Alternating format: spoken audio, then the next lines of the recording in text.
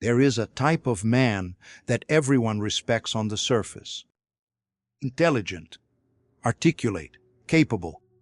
But he lives trapped in a snare he himself cannot see. Every decision he makes first passes through an invisible filter. What will they think? How will I look? Will they approve?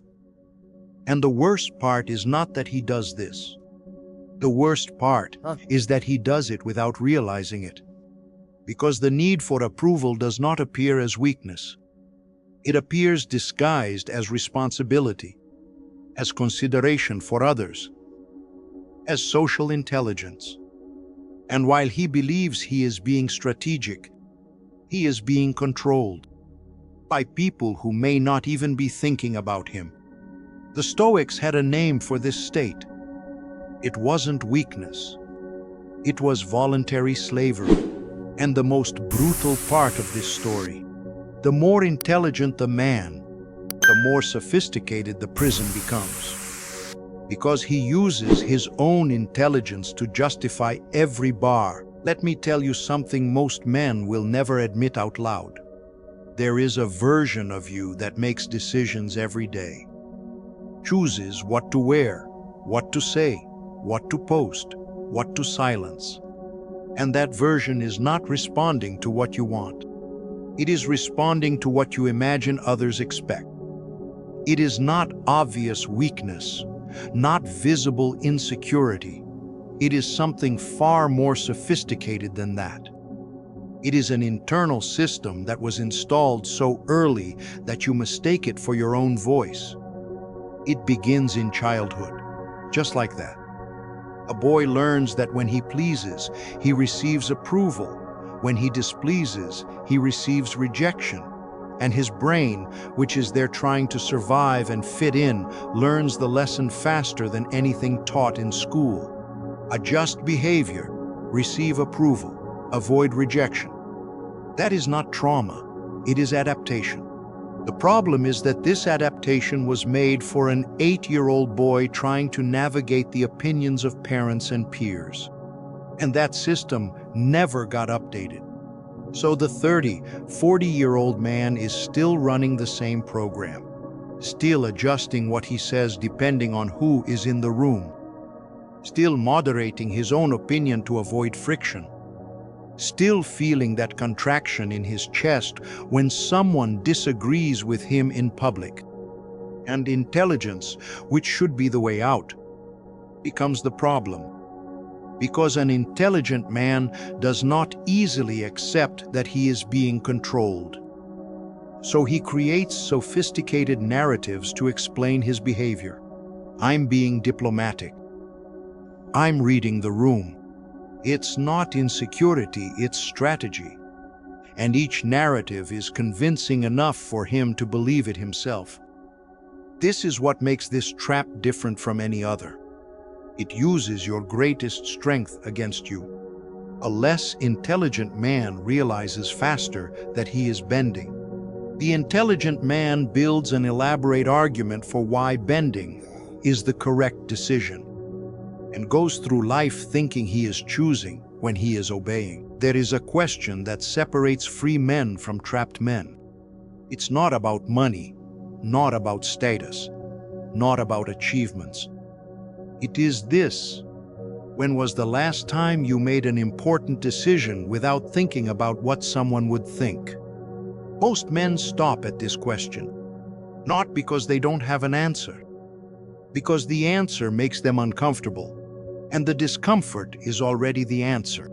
Marcus Aurelius wrote something that seems simple but cuts deep when you really stop to listen.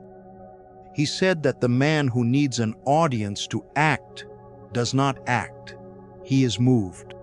There is a brutal difference between these two things. To act is to go from the inside out. It is your decision, your value, your direction. To be moved is to be pushed from the outside in. It is the opinion of others determining the next step. And most intelligent men are being moved. Not by enemies, not by people who hate them, by friends, by family, by co-workers, by people they follow on social media who will not remember their name 10 years from now. Think about this for a second. Have you ever failed to say what you thought in a meeting because you didn't want to create friction? Have you ever posted something or refrained from posting based on the reaction you imagined you would receive? Have you ever stayed in a relationship, job, or situation longer than you should have because the exit seemed too exposed to judgment? That is not caution. It is the approval filter operating in real time. And it operates all the time, in big and small decisions, in important and trivial conversations. Until one day the man looks at the life he built and realizes it was built to please an audience that wasn't even paying attention. This is what the Stoics called the greatest of losses. Not losing money, not losing status. Losing yourself little by little, losing yourself, that you're setting at there is a specific sign that appears in men who live trapped in this cycle. It is not shyness. It is not lack of ambition. It is anger. A silent anger they cannot quite name. It appears after conversations where they agreed with something they didn't believe. It appears after decisions they made to avoid external judgment. It appears when someone less capable receives recognition they felt they deserved, but did not seek because seeking seemed too exposed. That anger is not at other people. It is at themselves. It is the internal signal that something was sold cheap, that there was a betrayal, not by someone from the outside, but internal, silent, repeated. Epictetus, who was a slave before becoming one of the most studied philosophers in history, said something that few modern men have the courage to truly hear. He said there are two categories of things in the world: what depends on you and what does not depend on you. The opinion of others does not depend on you. It never did. It never will. And spending energy trying to control what cannot be controlled is not strategy. It is waste. But the man trapped in the need for approval does not see this as waste. He sees it as an investment. If I behave right, if I speak right, if I appear right, people will see me the way I want to be seen. And maybe it works. For a while. But there is an invisible price to this. Every time you perform for external approval, you are teaching your own mind that others' judgment is more important than your own. And the mind learns fast. So next time, the filter operates faster. Self-censorship becomes more automatic. The inner voice becomes quieter. Until one day you try to hear what you really think about something, and you realize you can barely distinguish your own voice from the voice of the audience. There is a paradox that no one talks about regarding approval. The more you seek, the less you receive. Not because people are cruel, but because the human being has a very precise primitive radar for detecting need. And need repels. Have you ever been near someone who desperately needed you to like them? Who adjusted every word, every opinion depending on your reaction? What did you feel? It wasn't attraction, it wasn't respect. It was discomfort, maybe pity. Because deep down you knew you were not interacting with a real person. You were interacting with a performance. And performances are exhausting. The man who stops seeking approval, paradoxically, begins to receive more respect. Not because he became arrogant, but because he became real. And reality has weight, has texture, has presence. An opinion stated with conviction, even if disagreeable, creates more connection than 10 opinions shaped to please. Because when you say what you really think, you are giving people something most never deliver. The chance to interact with someone genuine, Seneca wrote about this with a brutality that feels personal. He said that the man who lives for the opinion of others has no life of his own. He has a script written by other people. And the most tragic part is that those other people are rarely asking for that script. Most of the time, they are too busy with their own script to notice yours. So the man spends years shaping his behavior, silencing his opinions, and giving up his choices for an audience that isn't even watching. The way out is not to become a difficult person. It is not to start disagreeing with everything, not to adopt a posture of performative indifference, because that too is a form of seeking approval. Just inverted. The man who provokes to seem brave is still looking at others' reactions. He just wants a different type of approval. The real way out is quieter than that. It is an internal decision that does not need an audience to happen. It is the moment when the man stops and honestly asks, "This decision, this speech, this choice, this silence, is it mine? Or am I responding to someone who isn't even in this room?" That question, asked honestly, begins to dismantle the system. Not all at once, not dramatically, but decision by decision, conversation by conversation. Little by little, the man begins to feel the weight he was carrying. Because when you stop managing others' perception, an absurd amount of energy is freed up. A clarity that was not available when half your mind was monitoring reactions. That is where real decisions begin to be made. Not the decisions that seem right to others, the decisions that are right for you.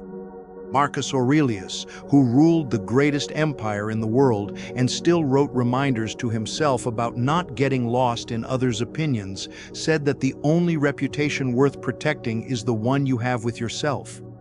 Not what Rome thinks of you. What you think of you when you are alone, without an audience, without a performance. That is the only judgment that lasts. The rest is noise. Something happens to the man who finally releases this need. It is not a spectacular transformation. There is no exact moment, no dramatic turning point. It is gradual, silent, almost imperceptible to those on the outside. But on the inside, it is total. The first thing that changes is the quality of decisions. When you stop filtering choices through others' approval, you begin to perceive what you really want, and you discover that many things you pursued were not yours. They were what seemed right to the audience.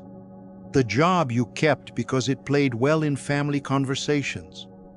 The relationship you prolonged because ending it seemed judgment-worthy. The opinion you swallowed because defending it seemed too risky. All of this begins to become visible. And visible can be painful. But pain with clarity is different from pain with confusion. Pain with clarity points direction. The second thing that changes is presence. The man who is not managing external perception is fully in the conversation. He is truly listening. He is truly speaking. He is truly present. And people feel it. They cannot name it, but they feel it. There is something magnetic about someone who clearly does not need your approval to exist. Not because he is cold or distant, but because he is complete. And completeness is rare enough to be noticed. The third thing that changes is the relationship with your own time. When you stop spending energy managing your image, time frees up to build what truly matters. Not what seems important to others.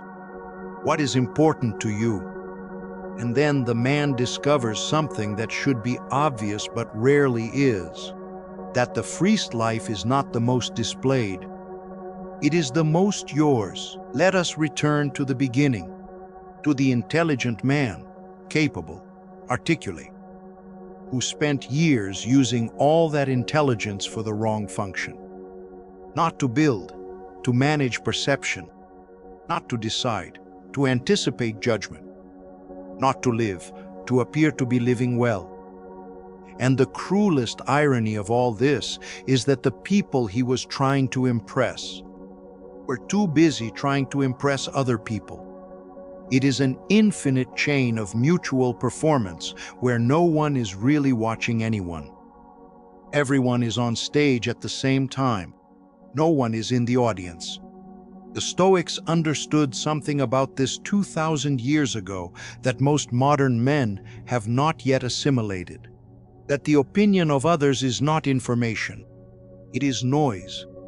Useful information is what you observe about yourself when no one is looking. How you act when you have nothing to prove. What you choose when the choice will not be seen. Who you are when there is no audience. That man, the one who exists without an audience, is the only one who is real. And the work of an entire lifetime is not to build an image that impresses others.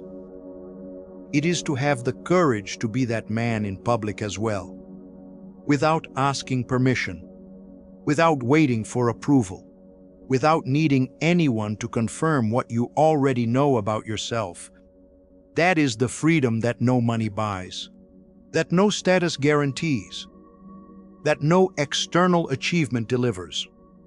It is built from within, decision by decision, silence by silence, choice by choice, until one day you realize you stopped looking for yourself in the eyes of others and began to find yourself in your own. Before closing this video, a question, not about others, about you. If you completely removed what people think of you from the equation, would your life be different? Would the choices be the same? Would the job be the same? The relationship, the opinions you keep in silence? Write in the comments with one word. Just one. The first one that comes when you are honest with yourself. Because that word says more about where you are than any analysis I could make here.